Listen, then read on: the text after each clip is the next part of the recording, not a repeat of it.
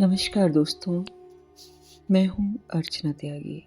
एक बार फिर से आपके साथ हिंदी लेखक परिवार के यूट्यूब मंच पर और आज प्रस्तुत कर रही हूँ वरिष्ठ लेखिका डॉक्टर नीना छिब्बर द्वारा लिखित एक कहानी आज भी। स्त्री विमर्श की यह कहानी कुछ सोचने पर मजबूर करती है। कक्षा में लेक्चर देने के बाद जब डॉक्टर आशा ने स्टाफ रूम में आकर अपना मोबाइल चेक किया तो प्रेरणा बिटिया ने 10 बार मिस कॉल किया हुआ था। प्रेरणा की 10 मिस कॉल देखकर चिंता हुई। इस समय तो कभी नहीं करती, जानती है मैं कॉलेज में हूँ। तुरंत फोन लगाया तो प्रेरणा का फोन बंद आया। सोचा घर पहुंचकर करूंगी।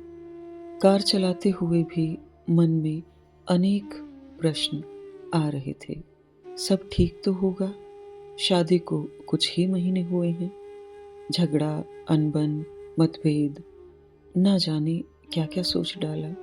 फिर खुद ही अपने सिर पर चपत लगाई कि वो भी क्या क्या सोचती है। प्रेरणा और पुनीत नई पीढ़ी, नई सोच, नए तौर तरीके अपनाने वाले बच्चे हैं और पुनीत को मिलते ही ऐसी मुस्कान सबके चेहरों पर आ जाती है कि सारी चिंता, थकान छूमंतर हो जाती है। पर मन का एक कोना कह रहा था, मर्दानगी, पुरुषत्व, अहम समानार्थी हैं। माँ और स्त्री का दिल आहटे पहचानता है। घर पहुंचते ही प्रेरणा का फोन ही आ गया। आवाज की तलखी और प्रवाह से पता चल गया कुछ गड़बड़ है। प्रेरणा लगातार बोल रही थी, देख लो माँ, अभी 3 महीने नहीं हुए। दिखा दिया अपना रंग। यूं तो थोड़ा थोड़ा तो रंग दिख रहा था मुझे, पर मुझे लगा मैं अधीर हो रही हूँ। आपने सबको देखा है, पर यह तो 4 कदम आगे निकला। पता है, आज ऑफिस पहुंचते ही मुझे मेरी प्रमोशन की खबर मिली। मैंने सबसे पहले पुनीत को फोन लगाया। उसने बिजी इन मीटिंग का मैसेज कर दिया। मैं भी काम में व्यस्त हो गई। लंच में भी वही स्थिति। सोचा अब तो घर जाकर ही सरप्राइज दूंगी। तब स्टाफ के लोगों ने पिज्जा पार्टी मांगी और सबने खूब बधाई दी और तस्वीरें ली। मैंने भी तुरंत पुनीत को प्रमोशन पार्टी टैग करके भेज दी। तुम तो जानती हो माँ, मेरे पेट में कोई बात पचती ही नहीं। वहां तुम्हें और यहाँ इनका दिमाग खाती हूँ। सरप्राइज वाली बात तो मैं भूल ही गई, पर तस्वीरें देखकर बधाई तो नहीं, उल्टे फोन पर ही उल्टा सीधा बोलने लगा। वाह महारानी, थोड़ा इंतजार नहीं कर सकती थी? पार्टी का बहाना चाहिए। हाथ बहुत खुला है तुम्हारा। पत्नी हो मेरी, पूछ ही लेती, मान थोड़ा घट जाता।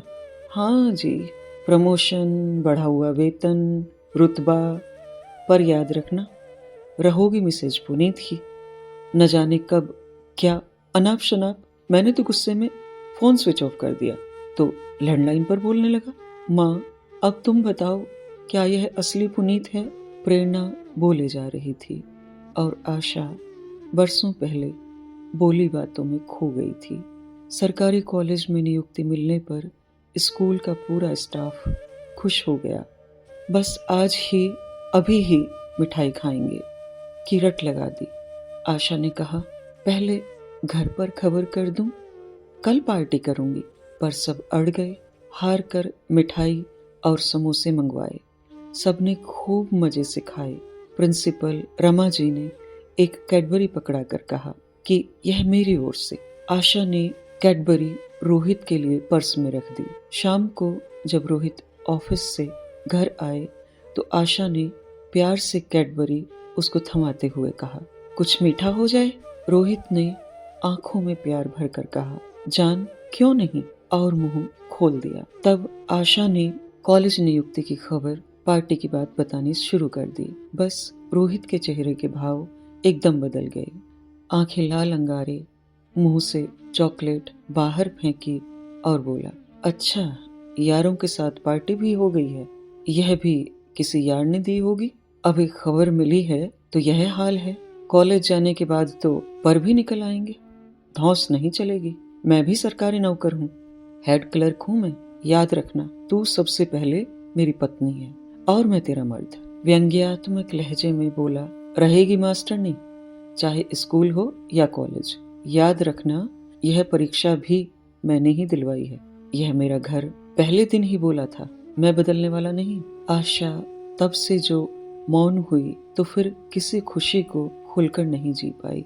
उसकी हर उपलब्धि पर रोहित का लाल चेहरा, तनी भवें घूरती शंकालु आंखें चस्पा रहती। अब तो आशा अपने नाम का अर्थ भी भूल गई है।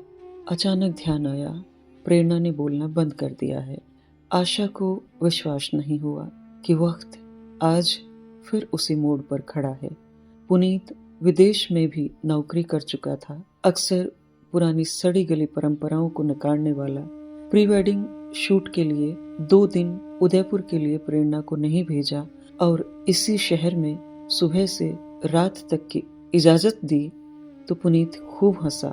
क्यों माँ पापा, इतना भी विश्वास नहीं?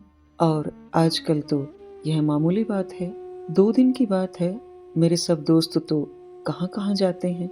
आप लोगों से यह उम्मीद नहीं थी। अभी भी वही दकियानूसी बातें और सोच, पर मेरे यहाँ यह सब बदल दिया मैंने। खूब शर्मिंदा हुई आशा, पर क्या करे, मन नहीं मान रहा था। रोहित भी मौन था। फिर शादी और सब कुछ बढ़िया शानदार तरीके से संभव हुआ। पर आज प्रेरणा की बात और पुनीत के व्यवहार से लगा, एक पुरातन पुरुष एक पुरातन स्त्री को उसी लहजे में वही बातें, उसी अंदाज, उसी सनातन तलखी से कह रहा है। प्रेरणा और आशा, पुनीत और रोहित, सब उसी मोड़ पर अब भी आज भी वैसे ही खड़े हैं। यह थी डॉक्टर नीना छिब्बर द्वारा लिखित एक कहानी आज भी। मैं आशा करती हूँ मेरी आवाज़ में यह कहानी आपको अवश्य पसंद आई होगी। कहानी को लाइक करें, कमेंट करें और अन्य साहित्य प्रेमियों के साथ साझा भी अवश्य करें। मैं अर्चना त्यागी अब आपसे विदा लेती हूँ। फिर मिलते हैं एक और कहानी के साथ बेहतरीन कहानियों के सफर में। ऐसी ही और कहानियाँ सुनते रहने के लिए चैनल को सब्सक्राइब करें। धन्यवाद। अगर आपको रचना पसंद आती है तो लाइक और कमेंट्स ज़रूर करें और शेयर कीजिए।